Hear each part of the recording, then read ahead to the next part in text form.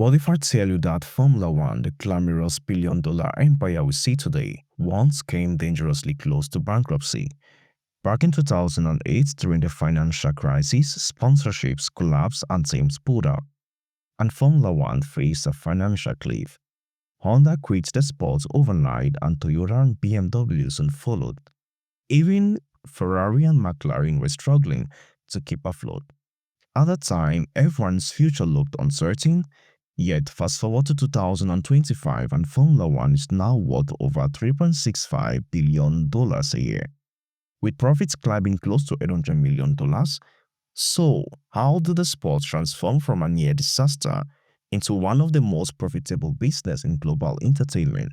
The answer lies in the way Formula One makes money, and it's a fascinating race of its own. The biggest slice of the revenue comes from broadcasting. In 2024 alone, TV rights generated more than $1.2 billion. Broadcasters are willing to pay extraordinary sums because Formula One reaches more than 1.6 billion viewers per season. Sky Sports in the UK spends around $250 million a year, while ESPN in the US pays $85 million annually, triple their previous deal. For networks, Formula One isn't just a sport, it's a magnet for global audiences. During the race circuits, the backbone of the calendar, hosting a race is not cheap. On average, each venue pays between $25 million and $55 million per year in fees just to stay on the calendar. Heritage tracks like Monza or Silverstone get away with the lower end thanks to their history. But new additions like Saudi Arabia and Qatar reportedly pay more than $50 million annually. Altogether, circuits bring about $700 to $750 million a year. For countries, it's not just about racing, it's about tourism and global attention.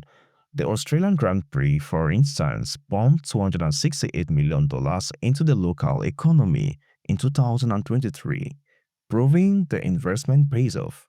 Sponsorship is another powerhouse. By 2024, F1 sponsorship revenues reach over $2 billion.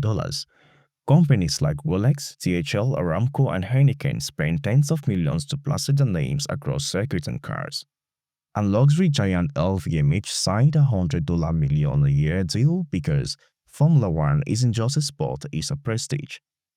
And then comes the VIP experience, the Paddock Club. Imagine paying $5,000 to $10,000 for a weekend pass. Thousands of wealthy guests do this every race, enjoying front row seats, gourmet dining, and exclusive access. For Formula One, that's hundreds of millions in revenue for hospitality alone. Even merchandise and licensing have exploded in recent years. Netflix's strive to survive brought in younger fans, and suddenly Ferrari caps, McLaren hoodies, and the official F1 video games are flying off shelves. It's not the biggest earner yet, but it's growing fast. And here's where it all comes together. Formula One doesn't just keep the money. Through the Concord Agreement, teams receive a share of the central revenue. In 2024, the payout was $1.26 billion divided among 10 teams. Performance matters. Win races, you get a bigger slice.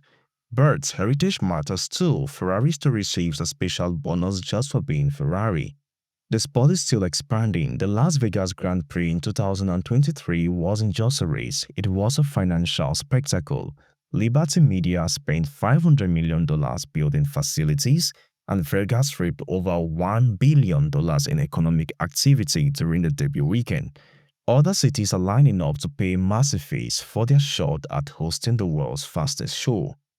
So, the next time you watch the lights go out and 20 cars roar into turn 1, remember, Formula One isn't just about speed and glory on track, it's a billion-dollar machine off the track.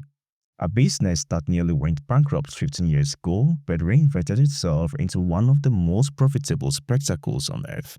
And that perhaps is the greatest comeback story Formula One has ever told.